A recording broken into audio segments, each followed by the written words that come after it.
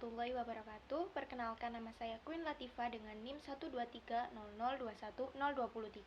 Di sini saya datang dari Prodi S1 Kebidanan Universitas Nahdlatul Ulama Surabaya. Hai teman-teman, balik lagi sama aku Iva. Aku akan ajarkan kalian tentang termodinamika yang kedua. Di dalamnya akan terdapat suhu tubuh manusia dengan kaidah fisik dan metabolisme, serta suhu tubuh normal berdasarkan usia dan bagian tubuh manusia. Serta aku akan memaparkan beberapa penyakit yang berkaitan dengan perubahan suhu tubuh. Yang pertama, aku akan memaparkan kalian tentang pengaturan suhu tubuh berdasarkan kaidah fisika. Dikenali sebagai kaidah fisika karena pengaturannya lebih banyak menggunakan otot-otot serta secara fisik. Dan di antara kemungkinan yang akan terjadi ialah yang pertama, suhu badan tinggi melebihi normal. Kalau tidak, suhu badan rendah melebihi normal. Apabila suhu badan tinggi, termoreseptor akan mentransfer suhu pada kulit. Di otak, di hipotalamus akan berfungsi sebagai termostat untuk mengatur suhu darah yang melaluinya. Mekanisme koreksi akan diarahkan atau dirangsangkan oleh hipotalamus dengan menggunakan koordinasi tubuh. Apabila suhu tubuh rendah, termoreseptor akan menaikkan suhu pada kulit. Di otak, hipotalamus akan berfungsi sebagai termostat mengatur suhu darah yang melaluinya. Mekanisme koreksi akan diarahkan atau dirangsang oleh hipotalamus dengan menggunakan koordinasi badan. Yang kedua, ada pengaturan suhu berdasarkan kaidah metabolik. Dikenali sebagai kaidah metabolik karena pengaturannya lebih kepada penggunaan kimia badan daripada secara fisik, walaupun terdapat pengaturan yang melibatkan otot-otot.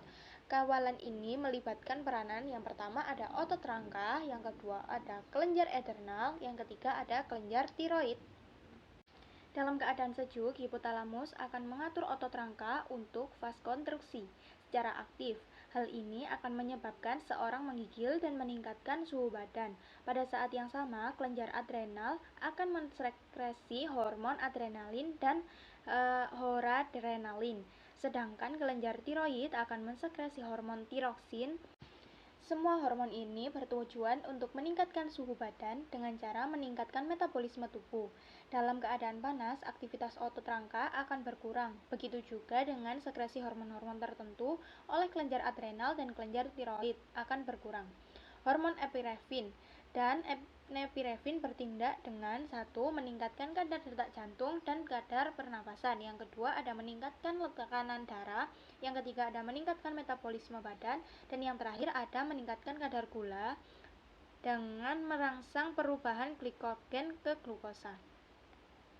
Untuk yang ketiga, aku akan membahas tentang suhu tubuh normal berdasarkan usia. Melansir dari headline, berikut ini kisaran suhu badan normal berdasarkan usia. Yang pertama ada bayi dan anak. Kisaran suhunya ada 36,6 derajat Celcius hingga 37,2 derajat Celcius. Untuk kedua, yang dewasa ada 36,1 hingga 37,2 derajat Celcius. Untuk usia lanjut, itu di atas 65 tahun, suhu tubuh rata-ratanya di bawah 30 derajat Celcius. Untuk yang keempat, ada suhu tubuh normal berdasarkan bagian tubuh manusia. Mengukur suhu tubuh biasanya dilakukan pada bagian-bagian tubuh tertentu seperti mulut, ketiak, anus, dan juga telinga. Namun, perlu diingat jika setiap bagian tubuh memiliki acuan tersendiri beberapa suhu yang bisa disebut normal. Yang pertama ada pengaturan suhu tubuh melalui rektal. Walaupun cara ini terasa tidak nyaman, mengukur suhu tubuh normal melalui pengukuran rektum atau anus merupakan cara paling tepat untuk mendapatkan inti suhu tubuh. Kisaran suhu tubuh yang normal melewati pengukuran anus adalah 36,6 derajat Celcius dan juga 38,0 derajat Celcius. Yang kedua ada pengaturan suhu tubuh melalui oral. Cara mengukur suhu tubuh ini mungkin sudah biasa bagi orang tua, lakukan di rumah. Pengaturan suhu tubuh oral dapat dilakukan dengan cara menempelkan termometer di bakal atau sublingual di bawah lidah. Suhu tubuh normal melalui pengukuran oral biasanya lebih rendah, ya 1,1 derajat Celcius, yaitu antara 35,5 derajat Celcius dan juga 37,5 derajat Celcius. Yang terakhir ada pengukuran suhu tubuh melalui ketiak. Mengukur suhu tubuh yang sering dilakukan oleh petugas medis adalah dengan mengukur bagian tubuh melalui ketiak dan area selangkangan. Suhu tubuh normal orang dewasa yang dilakukan melalui ketiak berkisar antara 34,7 derajat Celcius dan juga 37,3 derajat Celcius. Yang pertama ada suhu tubuh normal anak. Anak-anak memiliki rentang suhu tubuh yang lebih tinggi dibandingkan orang dewasa jika dicek menggunakan termometer ketiak dan juga telinga. Suhu tubuh anak-anak lebih tinggi karena mereka memiliki luas permukaan tubuh yang lebih besar dibandingkan dengan berat badannya. Tubuh mereka lebih aktif secara metabolik yang menghasilkan panas. Tubuh anak juga belum bisa mengatur suhu sebaik tubuh orang dewasa. Adapun suhu tubuh anak yang berdasarkan usianya, yaitu yang pertama ada suhu tubuh normal anak berusia 0-2 tahun. Suhu tubuh anak yang dapat dikatakan normal pada rentang usia 0-2 tahun adalah yang pertama suhu ketiak 34,7 sampai 37,3 derajat Celcius, suhu mulut 35,5 sampai 37,5 derajat Celcius, untuk suhu telinga 36,4 sampai 38 derajat Celcius, untuk suhu rektum atau dubur 36,6 sampai 37,5 derajat Celcius. Suhu tubuh normal anak berusia 3-10 tahun. Untuk suhu tubuh normal anak pada rentan usia 3-10 tahun adalah yang pertama ketiak 35,9 sampai 36 derajat Celcius. Untuk suhu mulut 35,5 sampai 37,5 derajat Celcius. Suhu telinga 36,1 sampai 37,8 derajat Celcius. Yang terakhir suhu rektum atau dubur rentan derajatnya 36,6 sampai 38 derajat Celcius. Suhu tubuh normal pria berdasarkan oral, jika pengukuran suhu tubuh melalui oral, jika mulut, maka suhu tubuh pria yang normal dengan rentang usia 11 sampai 65 tahun yaitu 36,4 sampai 37 derajat Celcius. Sedangkan untuk pria pada berusia 65 tahun ke atas, maka suhu tubuh normalnya adalah 35,8 sampai 36,9 derajat Celcius. Suhu tubuh pria normal berdasarkan rektum, suhu tubuh normal yang diukur melalui rektum akan berkisar antara 37 sampai 38,1 derajat Celcius.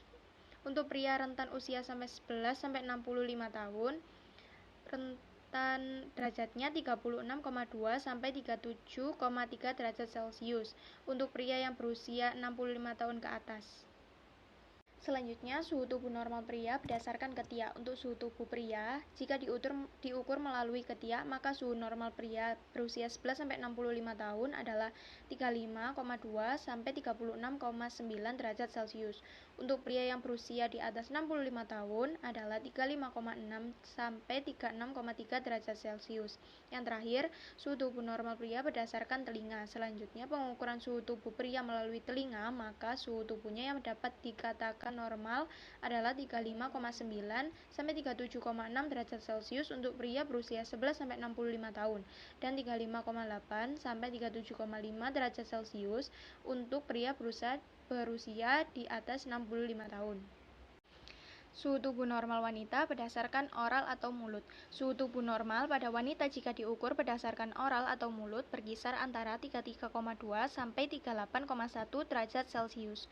Suhu tubuh normal wanita berdasarkan rektal atau anus. Jika diukur berdasarkan rektal atau anus, maka suhu tubuh yang normal pada wanita berkisar antara 36,8 sampai 37,1 derajat Celcius.